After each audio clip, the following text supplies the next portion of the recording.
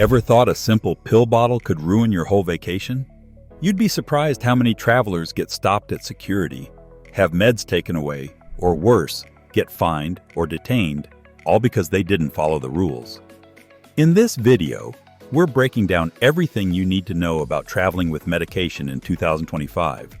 Whether it's your daily blood pressure meds or something more serious like insulin or an EpiPen, we'll cover what to pack, what not to pack, what paperwork you need, and how to avoid getting flagged at customs. It's way more complicated now than it used to be. But don't worry, we're going to make it simple, so your trip goes smoothly from takeoff to landing. By the end of this video, you'll be fully prepped to travel with peace of mind and all your meds. Travel in 2025 isn't what it used to be. New airport tech, stricter border rules, and changing global laws have made traveling with medication more complicated than ever. For example, some countries now scan your luggage with AI-powered systems that flag prescription drugs, especially if they're not labeled right. Even in the US, TSA agents are trained to check for specific substances, and if your meds aren't packed correctly, they might get tossed or delayed. And it's not just about what's in your bag. Some medications that are totally legal at home could be banned in another country. Codeine, Adderall, even common decongestants like pseudoephedrine are restricted or illegal in places like Japan, Greece, and the UAE.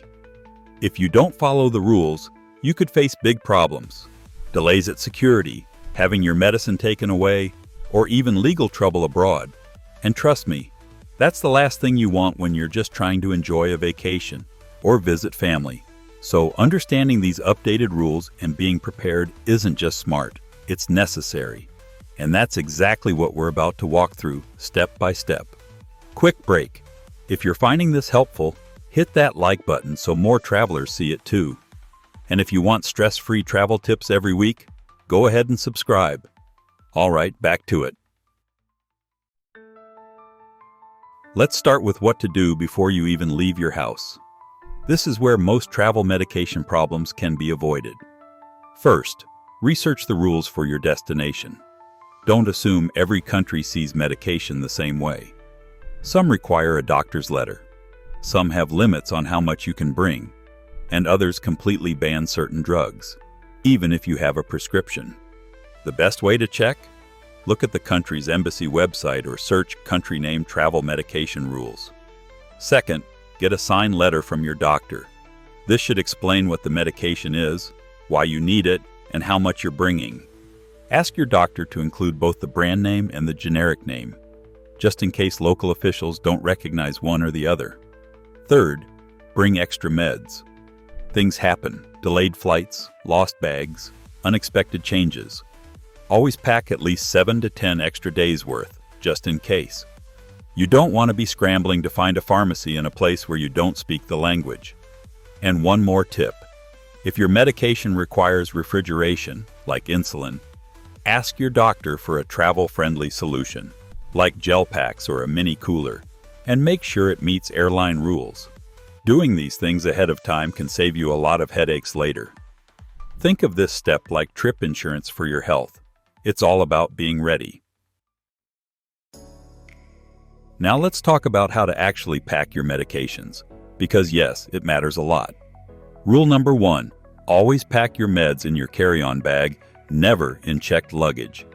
Checked bags can get lost or delayed, and you don't want to be stuck in another country without your medicine. Keep it with you at all times. Next up, original packaging. This is super important.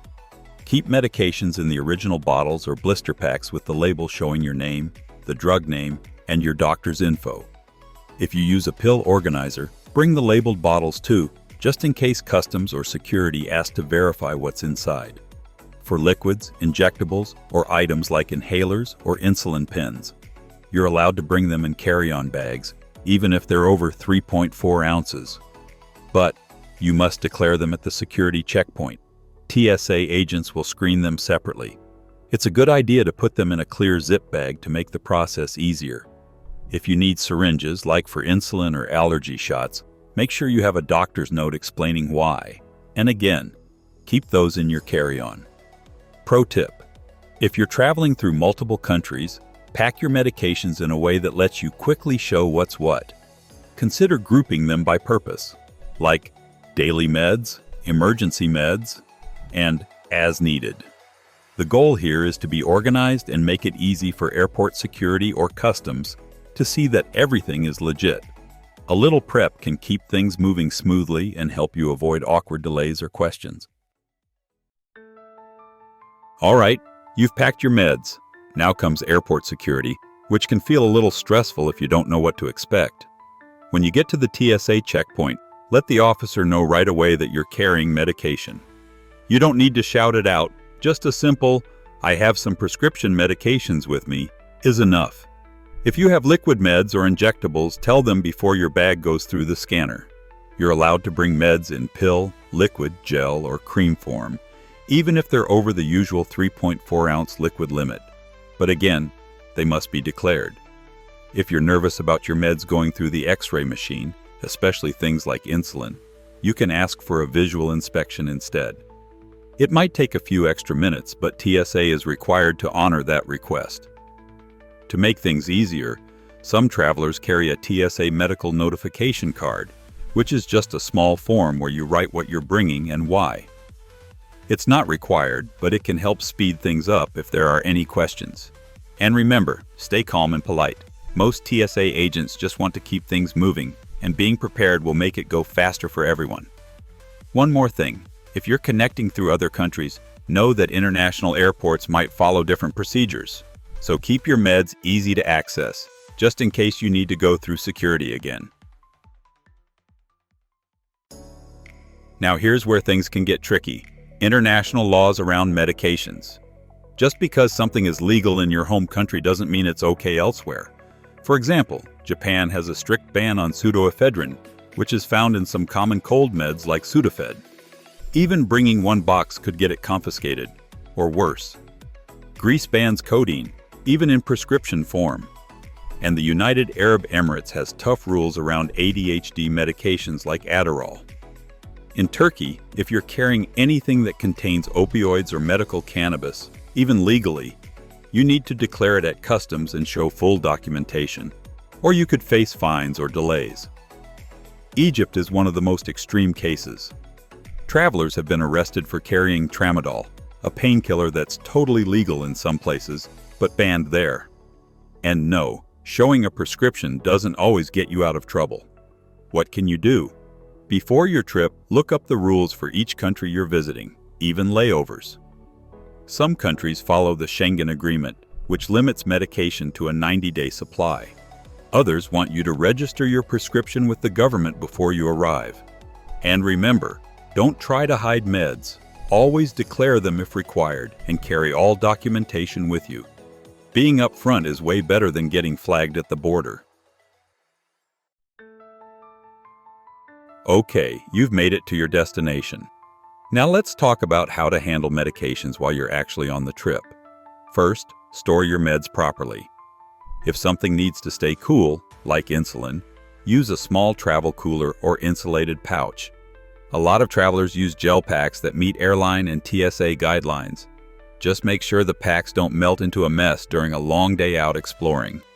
Next, keep a list of your medications in your wallet or phone, something quick you can show in case of an emergency.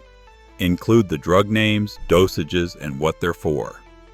If you're traveling to a country where English isn't common, consider printing it in the local language too.